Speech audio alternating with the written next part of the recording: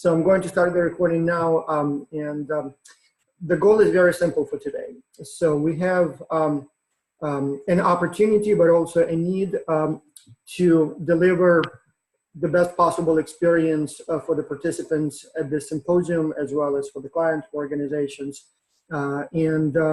One of the things we had not done in the past, but I think here it can present, it can make things better, is some sort of, let's call it team building program.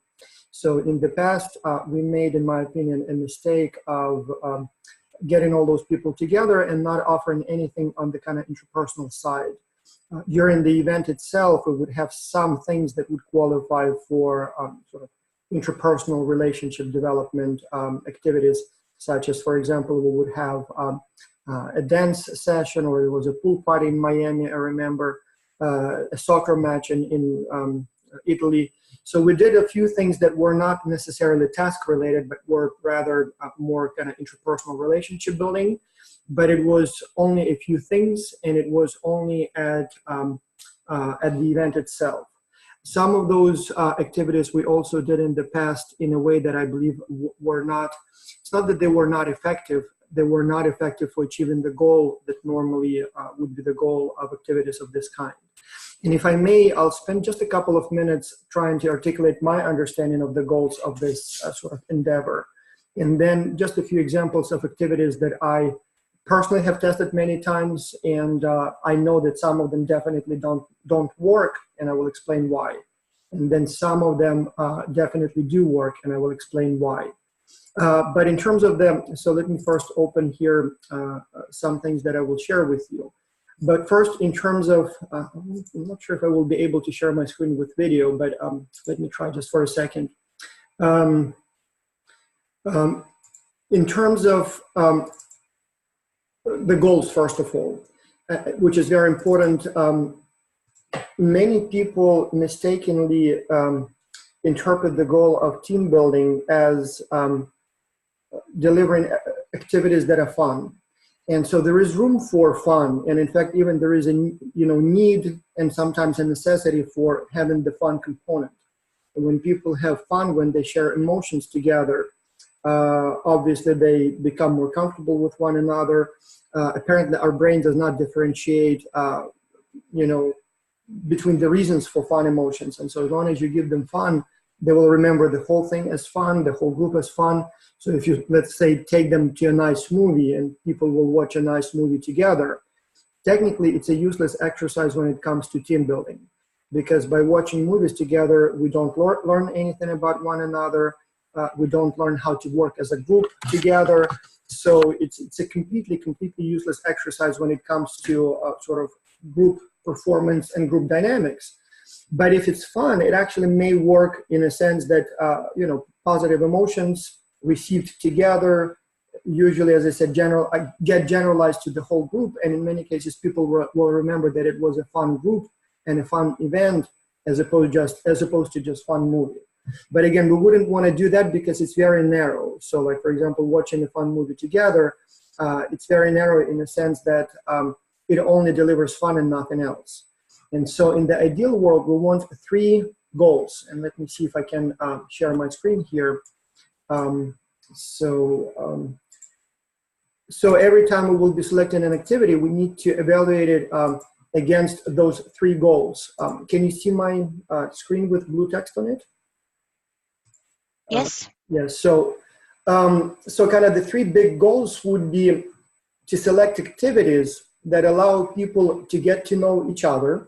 And there is some value in that because a lot of research, including my own, has shown that when people know each other as people, the group dynamics changes. And I'll give you just one example of an activity that I've done so many times, but it's a very simple and very, very, very illustrative experiment that shows the value of kind of getting to know each other.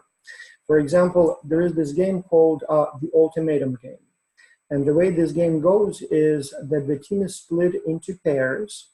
And in each pair, you have one person who is a giver and one person who is a receiver. And you give those people, the giver, $1 or $10 or $100. So these games have been played with different amounts. I usually go with $1, but apparently research shows that the results don't change even if the amount is very large. And the way it goes is here like this. So I see, for example, Lilia. Lilia, let's assume you are the receiver, and let's assume I'm the giver. So I need to split the money between the two of us. So the kind of the game leader or the trainer gave me the dollar and told me, you need to split this money between the two of you.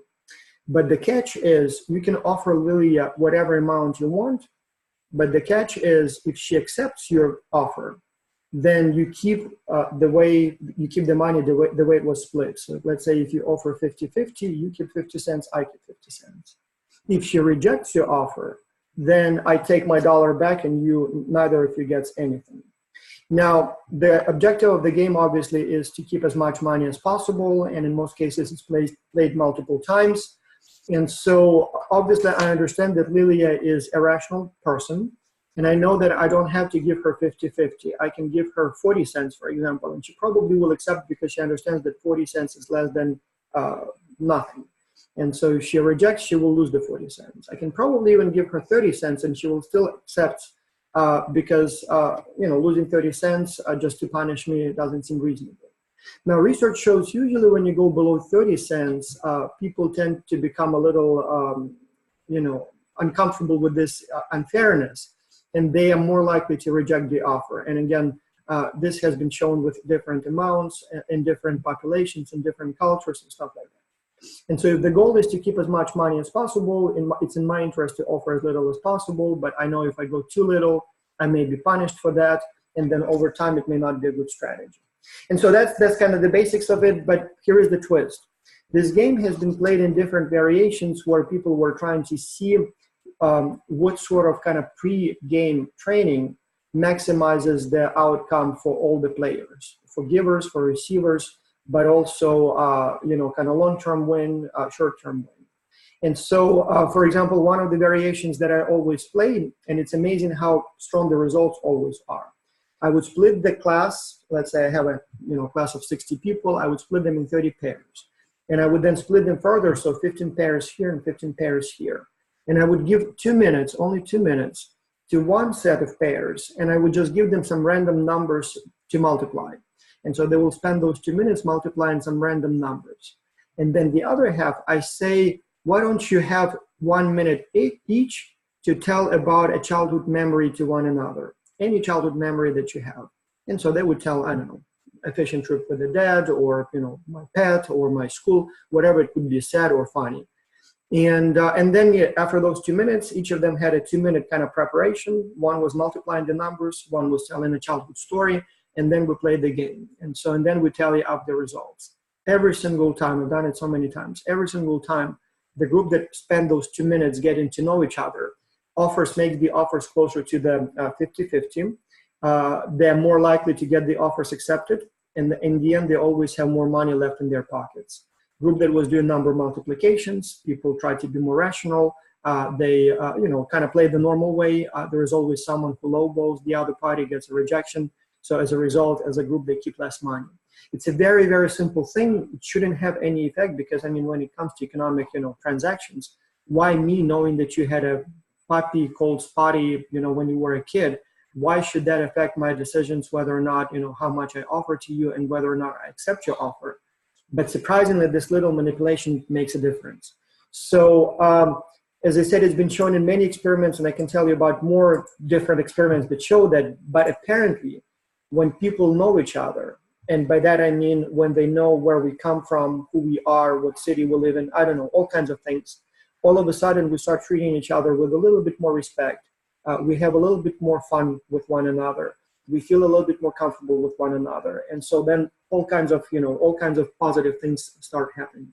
So we want to select games that at the end of the game, people know a little bit more about one another. So watching movies together is not a very good idea, just as an example, because it doesn't allow us to get to know each other. Well, maybe if somebody starts crying or laughing very hard, gives us some information about the person, but otherwise not a very, effective strategy. Second, we want to instill a positive and cooperative mood. Again, sort of kind of, we want to set the right tone. And again, if the game is such that, people are having fun, the game is such that people somehow get inspired or get I don't know, energized or you know, whatever, you know, the mood at the end of the game, technically that should generalize and translate into the mood for the whole event. And so that's where fun actually may be useful. So having some fun, having some things, you know, doing some exciting things together may not necessarily allow us to learn more about each other's background, but there is place for those games as well. And then finally, for our specific case, if we can also design the games in a way that we can get something useful out of it for the event, that wouldn't be bad either. And by that I mean that if we want to give them some task to do, it might as well be a task that will yield some useful information for the event. Like, for example, we will be going through the activities that you recommended, and some of them actually may yield some ideas for how to improve the event as a whole. So if we give them something to work on, why not give them something that, you know, we literally can use? This is not a primary objective for us, but again, if given a choice, we might want to select something that is, you know, that. And so let me, again, just to finish up, let me see if I will be able to show you some videos. But I'll show you some of the classic team building exercises, and I briefly will explain my experience or discuss my experience with these games from my trying them. And so let me see if I will be able to show you those games. For some reason, I cannot move them to the right screen, and if it doesn't work, it may not even work. I'll just explain to you what they are and how they work. So let me see if it's gonna work. Now, tell me if you can see the video on the screen. Yes. So it shows the actual video? Yes. Okay, nice. So this is a very classic game. I've seen it literally hundreds of times played by different trainers. So the group is standing in a circle, and they're tossing the balls to one another. And the trainer always adds balls to the mix, and so the number of balls is increasing all the time.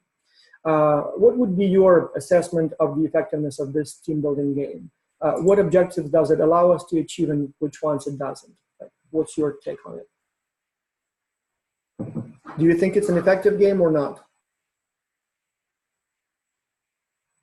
Well, you all seem to be shy. I tried it, and in my opinion, it's not an effective game. Meaning that it doesn't really teach you to work, presumably it teaches you to work in an increasingly complex environment. But unless your job is, you know, handling balls, probably it will not help you much, you know, to be more creative as a group or to develop a better solution to your challenge or to whatever your team needs to do that. It may be, as I said, useful as a little icebreaker at the beginning. So, you know, nobody knows what to do with one another. Nobody knows how to approach one another. And so here is something to do. So something just to keep you physically active. And I suppose from that perspective, there is some value as kind of very first step, just so that people get into some flow. But otherwise, it's not necessarily, you know, the most effective game. How about this one? Again, this one I've played so many times myself, and I bet most of you have done it too.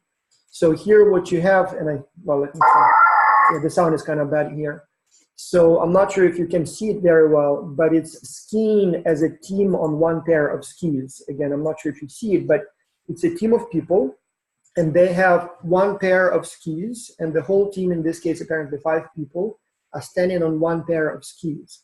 And so they're trying to move. Sometimes it's a competition. Sometimes it would be multiple teams at the same time. And obviously they fall, they laugh, you know, eventually figure out that somebody needs to coordinate the process, and somebody starts like left, right, and whole team finally starts kind of moving in unison. And then, as I said, you know, play that way. So do you think this is an effective game? Do you think it will do something, you know, to get to know each other, to set a positive and cooperative mood, and to yield some useful information? I definitely think it would be much more effective than the first one. It plays more to our second goal. It creates a cooperative mood and a positive mood. We can have some takeaways in terms of team dynamics. And in a way, we get to know each other, even if it's not personal details about our pasts and presents, but we get to know the people we are, who would be the one to step up and coordinate, who would be the one to panic and get frazzled, which is important in a team environment in my Who will view. be the one to fall and break his arm? That too. Yes, absolutely correct. Yeah, so I agree with you that it's definitely better than the first one. So there is definitely much more excitement in this game, and it does require some initiative. So you can kind of start getting to know people's, at least, who is more coordinated or leader. But then again, even here, it's a little tricky. So it seems to be a lot of fun. And as I said, it's sometimes extremely important. And so if we do something like this, it's fine. It probably will help at the beginning of the event. But again, its value still is relatively minimal in a sense that we don't get to know each other. We don't really produce any useful information. We have some, what you would call positive excitement and cooperative spirit. But again, mainly not so much because we did something together here and now we will be more effective together there. But it's more just because it was a lot of adrenaline and a lot of excitement. And so because of that, we'll probably will be a little bit in a more positive mood as far as emotionally, but not necessarily, we want to work as a team. Although again, if it's a competition, there are some competitive juices flowing, so we want to win. So I suppose from that perspective, it does have some, some value and a little bit more than the previous game. Here is another one that you probably all have done, the Trust Fall. Obviously, here we have the Indian version that nobody would allow to do in the United States, where you have, a person with the hands tied up and elevated on a podium or something. I mean, that's very dangerous. So you probably normally do the Trust Fall the regular way, where you just stand on the floor and fall. Presumably, this game kind of develops trust in the group. So the faller or the person who falls learns to trust the group trusts to support each other. What would be your assessment of the effectiveness of this game? And this one, by the way, has been tested so many times. It's been tested literally in hundreds of studies. Does it develop trust or not? Does it develop group cohesion or identification or not? Things like that. Any thoughts? Well, personally, I think it's quite dangerous. I don't know if... This version definitely, a deliberate, the extreme one. Yeah, but this one is the most useful game. It's been discredited so many times, literally doesn't do anything. Unless, again, somebody falls, breaks the arm, and there will be something to discuss, when you show up at work on Monday. But no, it doesn't allow you to get to know each other, other than maybe some people are afraid of heights, maybe, or some are not. But it's not a very, useful bit of information. It does create some positive excitement, but mainly for the person who is falling and then is happy not to fall and kind of, just because of that. But it's not necessarily a shared experience because only one person is experiencing that excitement. The other ones are kind of bored and waiting and not sure what to do. And so research has shown that, no, it doesn't improve trust. So people don't necessarily trust each other more. In some studies, they showed that it does, but only when they don't take into account that getting into that game and going home gives you some time to spend together in a bus and get to know each other there. But once you have a controlled group where everybody does sort of the same thing, but one group does the Trust Fall and the other one does something else, but both go to the kind of wilderness or wherever you do it, it seems like that game doesn't have much useful information. So it seems like a logical thing, but not so effective. Now, for example, this one here, and I'm not sure if it's going to work. And by the way, this company, when I did the video, it was actually based in Calgary. So I'm not sure if they're still there, but I'm sure there will be some other ones. This one is surprisingly, and for some reason, works extremely well, and there are different versions. And these are drumming sessions. Your company. The drum is an ancient and powerful tool of communication and community building.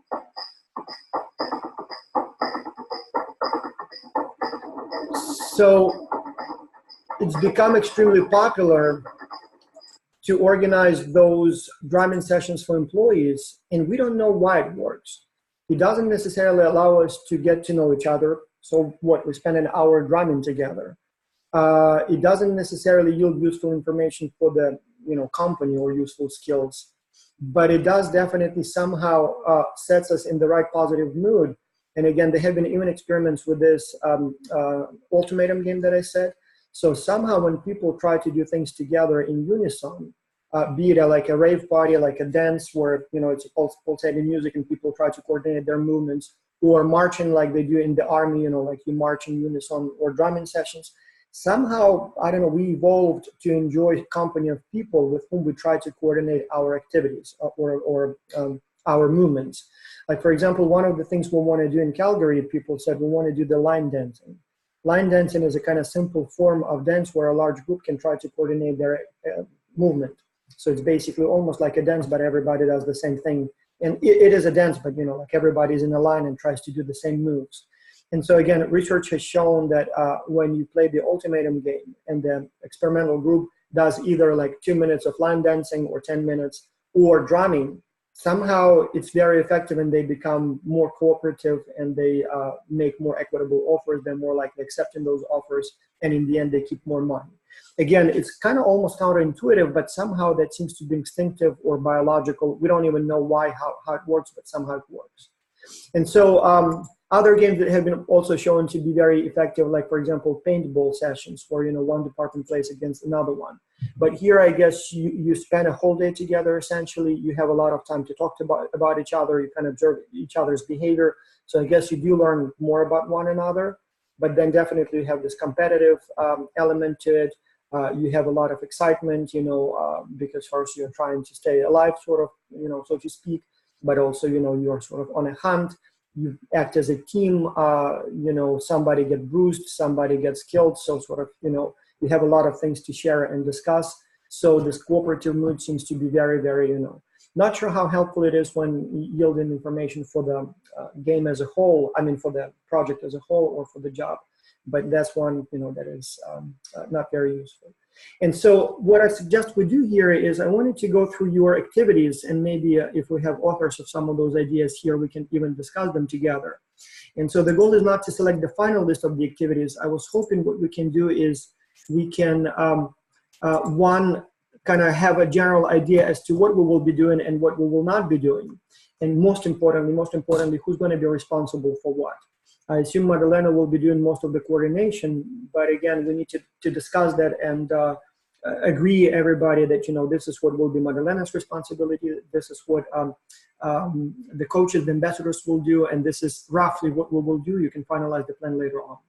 Before I get into that, I will say I'm extremely, extremely amazed with this collection.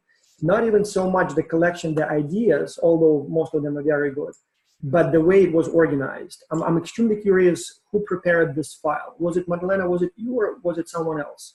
No, it was me, yes. It's, first of all, very professionally formatted.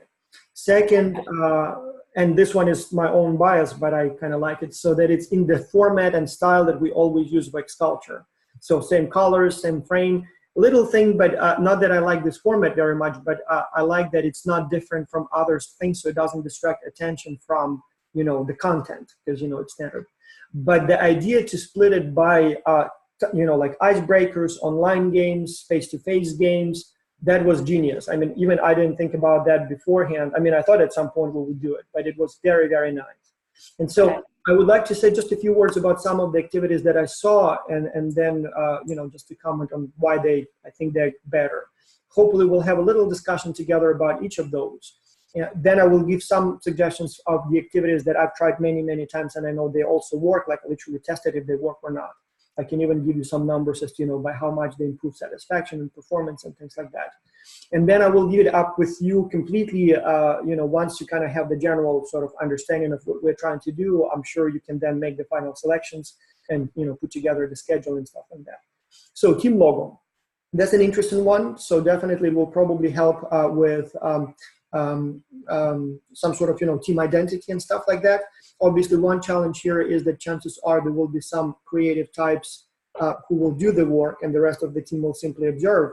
But I think there may be some discussion going on as to, you know, what should be on the logo, you know, kind of the general theme. And that discussion potentially will allow teams to better understand what the team is about. So I'm not sure, again, if we want to do it right away, but it seems like it's a simple, easy exercise. And maybe instead of just team numbers, we can also have team names, maybe even team logos.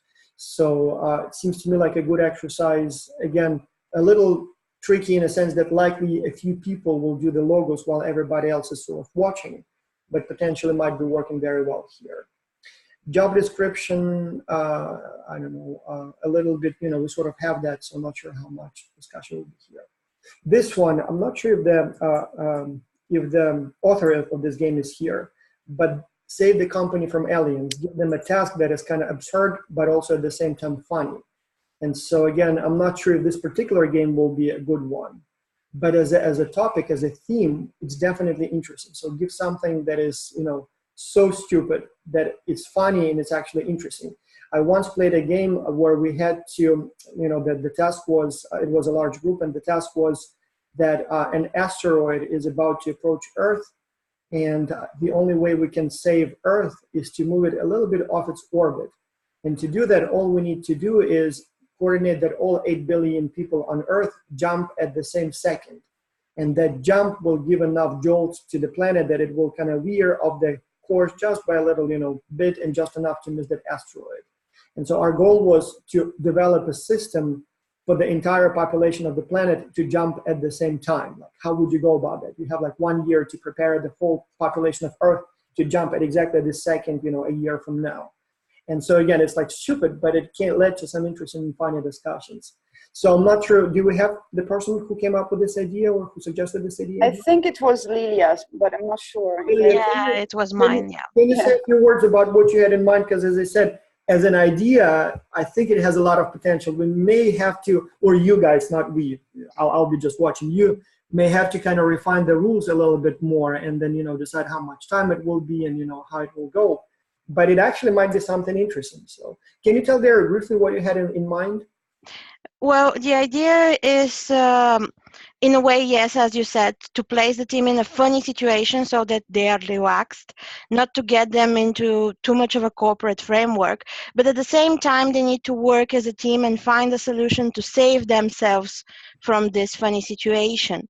So it would foster some sort of team spirit, again, get the people to know each other in a relaxed atmosphere. Also here the mediator, the coach in this case, would have to get people in line more or less to set the tone and the framework so that people do not get too much into the funny side, but also work on the team building. One thing I will say here is I'm not sure if it's better to do it if we do it. Again, we don't have to do it, but if we do it, the timing. So should it be done before the conference online or at the conference? And if it's at the conference, obviously the question is we have limited time, so we don't have time to do everything. So maybe there is something more effective. But if we wanted to give them something to do before the event, technically they can have that discussion online. And so if we want to keep them occupied for a little while with some, use or usefulness of that activity, then something like this might be useful. Again, we have to select only a few games. We don't have time for many, but the beauty of this one is that it can be done also online. The bucket list, obviously it's mainly kind of for old people, but again, it's a fun thing. There was a movie bucket list. People know the concept, so we can give them that as one of the activities, to do.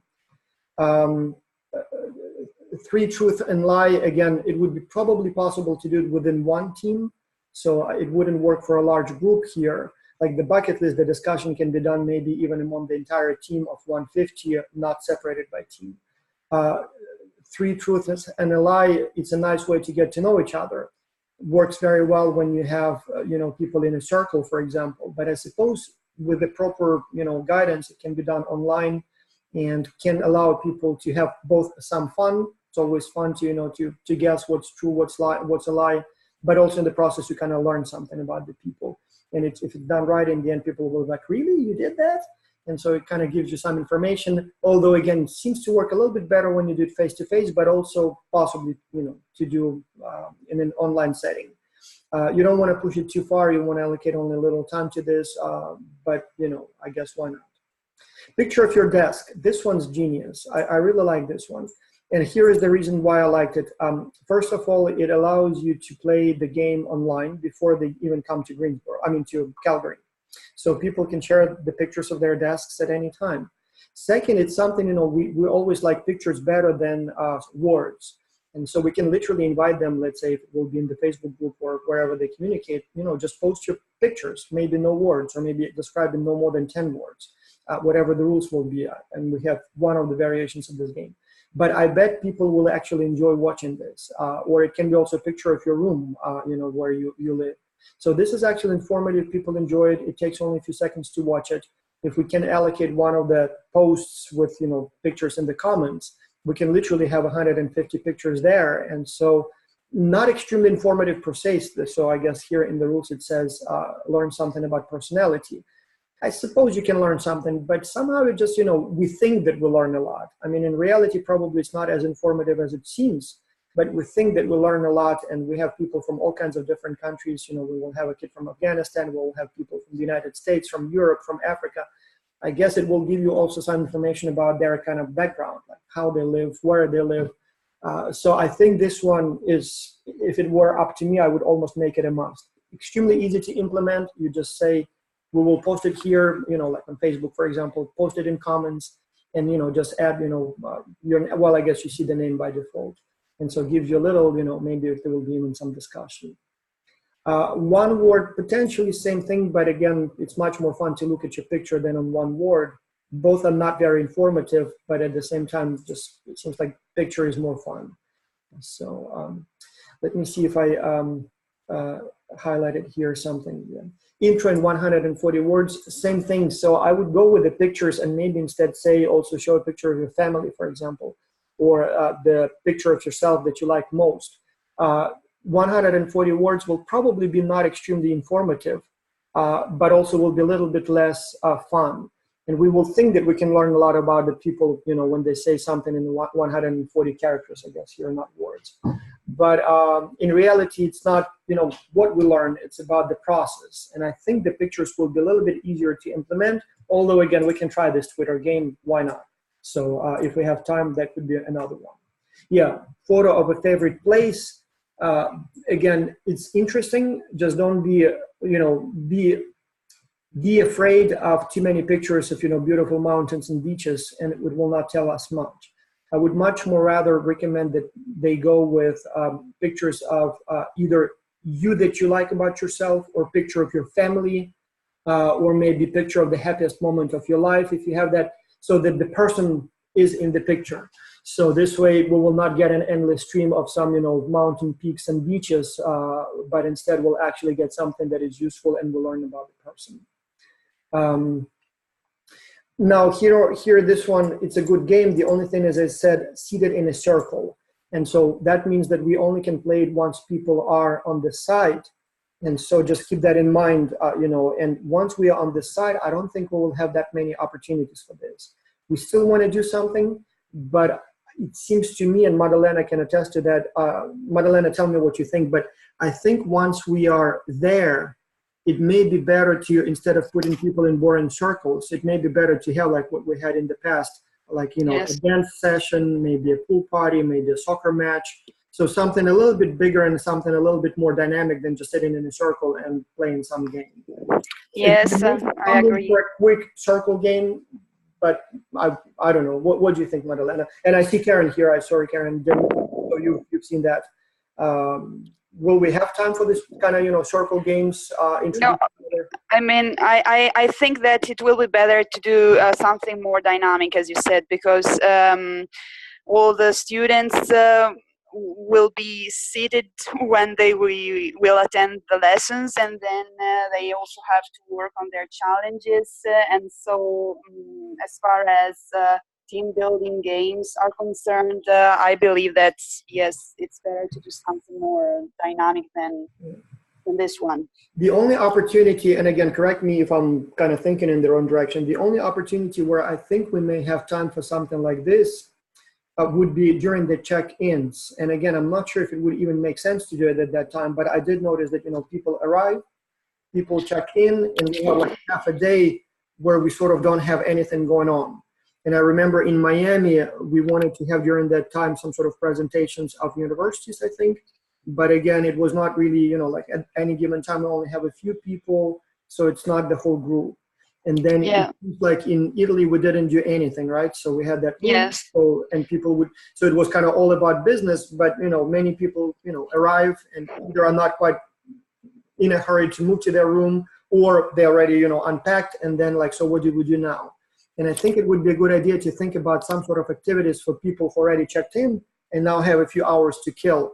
So I'm not sure if we want to do some campus tours at that time, or if we want to, but maybe we have a couple of coaches, ambassadors who do those simple games for like smaller groups who arrive at that time. And it could be then, maybe, introduce yourself, or, like the classic games, if you had, a t-shirt and you wanted to express yourself through your t-shirt, what would you write on it? So it can go, kind of on ongoing basis, like in a cycle, like, let's play for 10 minutes. So we have 5 people here. Then maybe do another one. Then maybe, these people leave, other people come. So we might want to have something during that time so people don't just kind of wander around and not know what to do waiting for that opening ceremony. So for that, maybe something simple like this game, like the buzz game or something of that kind might work. Also, and again, here, I don't know, but I've seen it done many times. In fact, some of our own graduates have done it at other events. I saw their post on Facebook. Sort of culture game, or sometimes it could be culture night. So it would be, present your country. And so I've seen it done sometimes so well. I mean, people would, some of them bring their national suits, some of them would sing some national songs, some of them would even have some national foods, flags, books with pictures from their country. So if done right, it could be a nice kind of intercultural exchange, or, learn about other cultures night. The only thing is, I'm not sure if we'll have time for that, because something like this will require a few hours, not to mention that people will have to bring some stuff with them. And again, many may want to travel with carry-on only luggage. And I don't think we will have an evening where we can do something like that. But if we did, it might be not a bad idea. So I'm not sure, do you think we might have time for something like this? Or, where we sort of introduce the country, and it can be like a famous person from your country, or a famous dish, or a famous, picture. Or we probably will not have time for that, will we? Or opportunity for that? Yes, I'm thinking, but I don't think, yes, as you said, we will have enough time to do that. Yeah. One thing we might want to do here, so there are 2 things that we always wanted to do, introductions of the people and introductions of the universities they represent, or it could be also countries. And while we don't have time for that, we can have posters. Like, again, if you remember the way the setup was in, for example, Italy or in Miami, we had that room where the check-ins were happening. And maybe we can have literally posters there, and people just put up some information that they, again, we can decide if it's about themselves specifically, in which case they can just put some photos of themselves there, maybe something else, or about their countries in general. So it would be just pictures of Bulgaria, the beach, the mountains, the architecture, whatever it could be. Or it could be the university. So it can be information about my school. We have so many students and so many, these are the programs and these are the tuition and these are whatever booklets. And so it can be done passively, in the sense that we don't have to do the presentations. We can just allocate some space on the walls, let's say in the room where the check-ins are happening, and just keep it there, keep it for the whole conference. But we can allow people to have, I don't know, like a square meter per person or something like that. And they can, or whatever that, size we can decide, and tell them up front that you will be allowed to put up whatever you want about, let's say, your school or your country or yourself. And I think there it would be a nice opportunity, like whenever people have a little break, they can just wander along that wall and look, okay, oh, that's Bulgaria, oh, Lilia, interesting. So, okay, that's interesting to look at her pictures or her school. So in this way, we will be able to present what's important to us, and at the same time learn something new. And it can be done, whenever I have a few minutes, I go and take a look there. The only reason I like the university a little bit more, because I know many students getting funding from the schools, and in many cases, it's under the kind of premise or contingency that you will promote the university there. Like, for example, Karen and I, we have a mandate from our dean to use this opportunity to promote the graduate programs at our business school. And so we literally want to put maybe some booklets, some gifts with the logo of our school, maybe have like a poster or something where, people can learn more about the Bryan School of Business, University of North Carolina in Greensboro. And so I kind of suspect many students gave that promise to their deans, that I will, among other things, will use and promote my school. And at the same time, many students may be looking for schools to go to.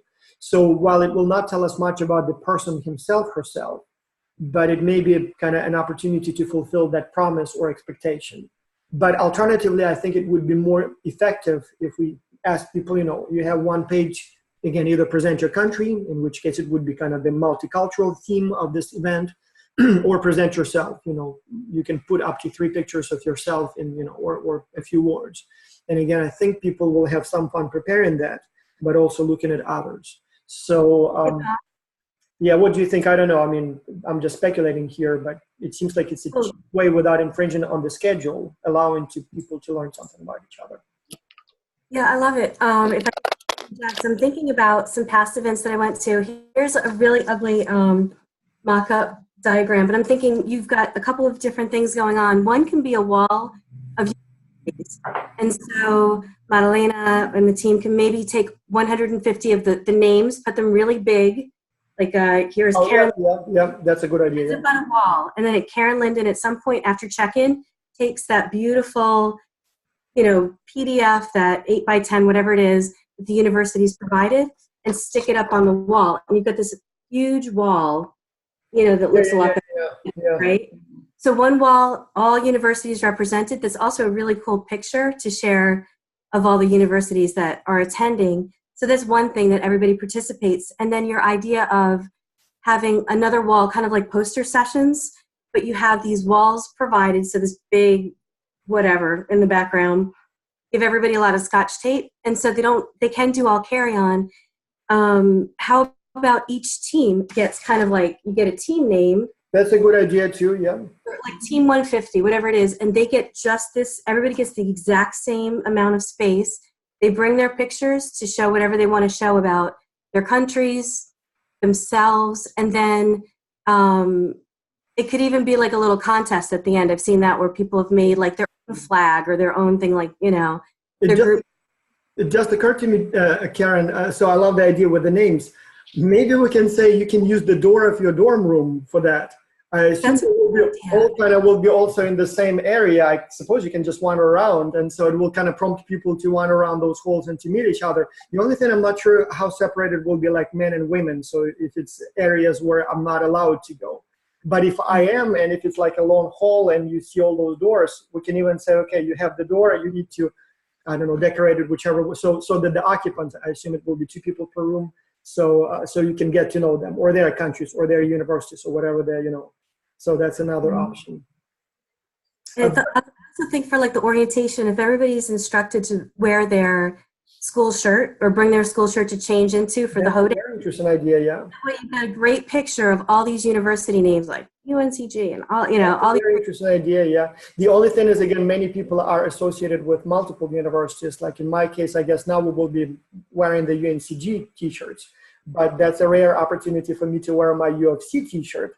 Although, again, I'm not going to, surprise anyone with a U of C t-shirt at U of C, but I mean, University of Calgary or UT Dallas. So, but yeah.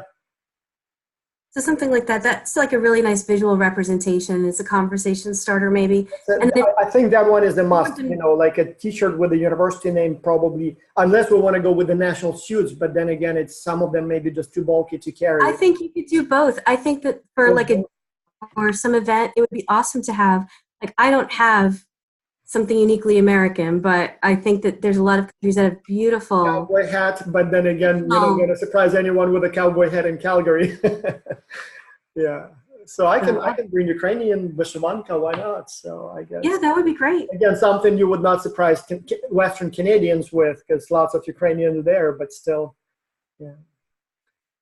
I think that those are like when to offer it. So like Madalena can think about what events make sense where people will be dressed in different scenarios. And as long as they're prepared, I think people are just fine with bringing their own t-shirt. If you want to do flags, I think we're the kind of organization that has no problem with, even if, let's say someone has a flag of like Palestine, and maybe some people say like, oh, this not really recognized, or if you bring the flag that you think represents your home country, and then that's also a really great picture for everybody to kind of like display the small flag.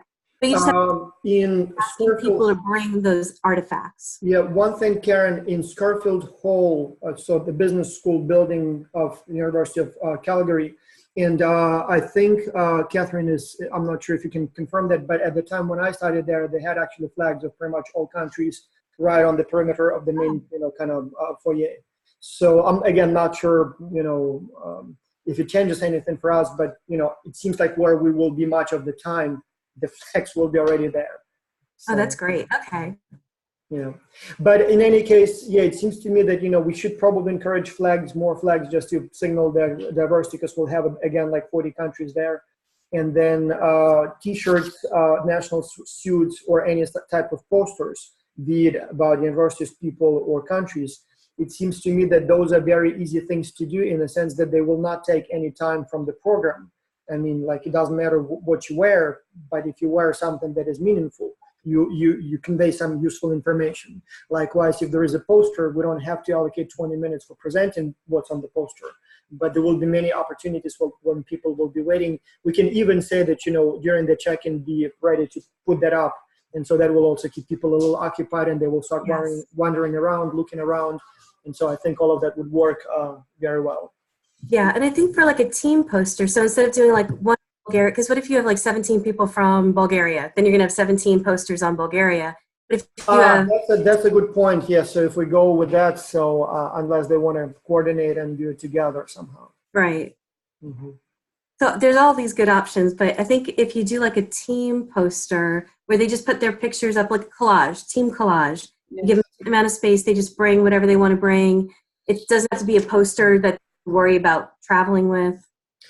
Yeah, so I will only conclude, you know, this discussion on this topic, that if we do countries, it will not be very informative about the people. So from that perspective, it will not be very useful for team dynamics, but it will, one, signal this kind of multicultural theme of the event. You know, you look here, Bulgaria, China, the United States, Afghanistan.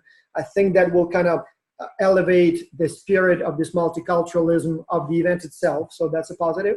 And second, presumably we will learn something new about those countries. Maybe I'll see some pictures. Oh, Bulgaria, I didn't know you have this beautiful, I don't know, architecture. If we do universities, again, not very useful in terms of learning about the people, but it kind of elevates the, you know, the index of kind of educational component of this event. So we have here UNCG, U of C, UTD. Okay, that's interesting. So that's nice. And again, maybe some people want to select a school, and maybe other people want to promote their school. So I guess that's the advantage of going with schools. If we go with people, then I think it will be most useful in terms of getting to know each other, but it sort of doesn't necessarily have the theme of the event, multicultural or educational. And finally, when we go with teams, I guess here we'll have some rivalry, you know, team, so we do it together as a team. So I think that gives that advantage, and potentially also can present people as well. So I'm not sure which of the four would be the best one, but we have those options: person, team, country, and universities. Anyway, almost out of time. Team games, volleyball, soccer, definitely a very good idea. So we did it in the past. I think we should do it again. Not everyone may be participating, but we definitely want to try that. So, so let me see if I wanted to talk about some specific things here. We have a lot of games on the side, so I really like them. My only concern is we need to think about the timing. And here, first, will we even have the time? And two, if we will have time, we have so many games, we'll probably have time only for a few things. And so the challenge will be, let's select ones that are most suitable. And I don't have a preference which one you use. I just, you know, ask that you think about what the results of that game will be. Are we trying to, you know, have fun? Are we trying to learn about each other? Are we trying to learn some skills that will be useful for the event as a whole? So as long as we can say yes and it works, you know, that's perfectly fine. So, and this is the, you know, list of games that I think they're nice. We just need to think about where and how they would work, you know, well. So yeah, I really like the idea. I don't know who came up with this, but this is genius. We always kind of think about, you know, forming, storming, norming, performing, but we always forget about adjourning. And so, right, so the life doesn't change when we fly home, and it would be very nice to have some sort of, you know, system to keep in touch. And again, I'm not sure if this is the best model described here. Probably it's a good one, or it is the best we have so far. But it was very, very good that somebody, I don't know if it was Madalena or somebody else, thought about, let's think about Ezekiel. this. Yeah, Ezekiel, yeah. Yeah, it was the one. I think we didn't do a good job. We have a huge demand for some sort of like alumni association. Every time we come up with that, you know, call for membership, we get literally thousands of applications, but we never came up with how to keep them busy, you know, how to keep them engaged. Maybe this time, finally, we will do it, because we have the Facebook groups, and occasionally there are some discussions going on there, but somehow we don't really do a good job, in allowing people, giving them a platform or a vehicle to stay in touch, and maybe some nudge, to stay in touch. So this is definitely a thought in the right direction. So we have time, to finalize this plan. But yeah, that's, again, I didn't think about that, but I think that was very important, to have that. Since we're almost out of time, so second check-in, so that's all. There are a couple of games that I tried, and I know they work very well and have a good, outcome. So in case you want to take a look, one, a team resume. So each team is asked to write a resume for the team, so as if the team is a person. So you basically have to add everything up. So when we talk about education, you don't list one university, you list, 5 or 6 or whatever the number of universities on the school. When you talk about how many languages they speak, you literally add them up and list all of them. When you talk about work experience, you add them up. And so this way, it's if the goal is to allow people to learn as much about each other as possible, this is basically one of the ways to do it. So it's kind of fun, on the one hand, but it's not so much fun as, you have to learn about others. At least you will know what their education is, skills are, work experiences are, maybe some special, things about them. And so again, something that can be done online, and we can literally give them a deadline and say, okay, team resumes need to be posted by this date. And so that will prompt some discussion within teams. And then maybe we can even have some little competition, and so kind of select the best resume, or the team with the most experience, or most education, or most, I don't know, whatever the resume markers are. So it could be something relatively easy, can be done before we go there, could be informative, and definitely will be informative within the teams, but maybe even slightly more the teams. Now this one will be a little bit harder to play, but again, if the goal is to get people to know each other in a fun way, there are several variations of this game, but I was trying to find something where all 150 can play together. And so this one I like very much, in the sense that I usually do it in a classroom, but I think it can also work in online, where you tell people walk around the room, and you have to find one person, or sometimes 3 people, whatever the rules are, who have 10 things in common with you, or 5 things in common with you. It can be anything, but you need to find those things. And so obviously people start with, like, I have 2 hands and 2 legs, I can find many. But then you start, looking for other things. And then you go and like, so have you ever been to Germany? Oh, I have 2. Okay, so we have something. Let's find someone else who, so what else is common about us? Do you have a pet at home? Oh, I have 2. Do you have a boyfriend, girlfriend? Oh, I 2. Have you been, I don't know, to prison? No, I have. You haven't? No. Okay, well, that's not. So as they're trying to kind of find those commonalities, they have to go through a wide list of, what could that be? And in the process, they sort of learn about each other. Again, not sure if it can be done well online, but possibly through the communication, people have to tell as much as they can about themselves, so that we can find those common markers. And potentially will prompt some fun, how many tattoos do you have? Or have you ever had a speeding ticket? Or have you been to prison for whatever reason? And people kind of laugh, and then, oh, I have, I've been on a, tour to Alcatraz. Oh, okay, I too. So tends to be very fun when people play it. And as I said, people discover some things about themselves. Likewise, at the team level, you have to find one most unusual thing that applies to all of your team members, and it can be as a competition. So let's see what's the most unusual thing that applies to all team members, and so which team has that thing. So as I said, maybe there will be a team where everybody, climbed Mount Everest, unlikely, but, or everybody was, let's say, for some reason it always comes up, in prison for whatever reason, or on TV has been for whatever reason, or has a tattoo. And so again, as they're looking for that thing, so that is most in common about their team, they have to go sometimes through hundreds of different things. And so that prompts them to learn more about each other, but also in a kind of fun way. So we can also have like Sculpture Records book, once we have gone through those exercises, or maybe even just set it up. So let's see where we have a record. Like, for example, let's see if we can find the person who will have to fly the longest to get to Calgary. I know for some people it will be like 25 hours or maybe even more. Maybe one who has the most expensive flight, not sure if we want to do it. One who speaks the most languages. So again, we can give them a list of those things and maybe even allow them to self-nominate. Maybe somebody will say I climbed the highest peak or something. So one who has been to the most countries, most universities, oldest university, has been a student the longest, has the largest number of siblings. So if it was like one of the communication branches in the Facebook group, people would have to think about, some of those things. And I guess it would be nice to celebrate. I bet we will have a person who speaks like 10 languages or more. I bet we'll have a person who's been to like 60, 70 countries or more. And so it would be nice to know who those people are, but also as we will be trying to select who has who has the record, we will also learn more about other people as well. And there may be some things that are very unexpected. Like there will be always some weirdo who will say, I can drink a gallon of milk in 2 seconds or 2 minutes. And, why not? I guess at least we'll learn something about that person. So that's, again, something that can be played not within small teams, but by the whole 150 group, can be done online, relatively easy to organize, just something to think about. So I'm not sure, again, if you want to include them, but those are some of the suggestions that I've tried many times and I know they tend to work well. So anything else? Then the question is, how do we do it? Do we just task Madalena with managing this, or do we want to have some other structure here?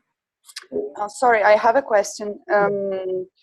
Is this a task which is meant most of all for international ambassadors, right? I think that's what you told me. I have no preference, but yes, I think the idea was that the locals, like Catherine, they will focus more on the kind of housekeeping deals, tasks, whereas the internationals, by not being there, especially before the event, they can be a little bit more focused on this team building and people management side. So, but I don't know. I mean, I don't have a preference. Was that the plan, or? Yes, that was the plan actually, because I was thinking that about the games that we could do during the check-in time, because yes, we should organize or at least plan them before the event, but we should also be aware of how much space we have, and so maybe a Calgarian ambassador could be useful because Calgarian ambassadors know the university, so know how much space we will have in the reception room, so to say. And yes, but however, the international ambassadors can manage that, I think. Yeah, right. And so again, we have 3 distinct phases. We have pre-project, we have during the project, or pre-Calgary, in Calgary, and after Calgary. And again, it can be managed by the same group of people, but it can be also different groups of people. Second, we have several kind of phases of the project planning. So one, somebody will need to coordinate the process of selecting the games that we'll actually do. Again, for each of the 3 phases. It can be adjusted on the fly in case, we run out of time, maybe something will not be played, and but vice versa, have some backup list in case we have more time. So we always have something ready. But, somebody will need to coordinate the process of creating that list. So now we have a lengthy list, so we can maybe then select the ones that are most promising. Again, it can be done through either some sort of voting or some sort of discussion, or just appoint someone who will make those final selections from a larger list after a discussion as a group. Again, I think all of those are, viable options, but somebody needs to coordinate the process. Yeah, I can coordinate the process and work with international ambassadors, and then I will let you know. Yeah. So, but phase 1 would be selection, basically the program. Phase 2, work distribution. So who does what? Again, it can be where people just volunteer and like Lilia says, I want to do this game, or I can manage this game. Or you can say, okay, Lilia, you do this, you do this, you do this. And again, those that are face-to-face will literally need to have a game leader or leaders if it's multiple people. I guess it may be a good idea to have at least 2 for each game. But those that are pre-project, I suppose once we decide on what needs to be done, we just post the assignment or send it out as an email as an assignment or put it in the group. And I guess maybe somebody will be a moderator who will kind of look at it, maybe select a winner. If we do that record, Guinness record thing, maybe somebody needs to pay attention to that, or maybe, I don't know, if we do the team resume, for example, somebody needs to then finally select the most interesting resume or something, if we do that, and if we want to select a winner. So there may be still some sort of a coordinator, but I think there will be a little bit less need for managing it as it goes, rather than, just introducing the rules and maybe kind of keeping an eye on making sure that everything goes fine. So again, you can appoint people, who will do this, or they can self-select, or it can be some other thing. And then obviously the delivery. So in that case, once we know who does what, the delivery, is done by those people. But again, maybe someone will kind of watch over and make sure that everything goes well. I'm sure the ambassadors are all good people, but some of them may be a little bit more talented than others. And so it would be always a good idea to kind of keep an eye on the process in case help may become, may be needed. So Yes. Okay, so would it be okay if we just leave it with Madalena as the kind of higher level coordinator, and then leave it up to her then to manage the process of selection, the program, and then the process of task assignment, and then the process of monitoring who does what? You don't have to do all of that yourself, but you would be the one who will then decide who does what, who does the monitoring, delivery, and all of that, right? Okay. Okay, then. So, and I have the recording of this. I'll share it with the group. But it seems like we are thinking in the same direction. So now let's see how it goes when it comes to the delivery. Okay, well, thank you so much. Any last minute comments or observations? Okay, then, yep. So,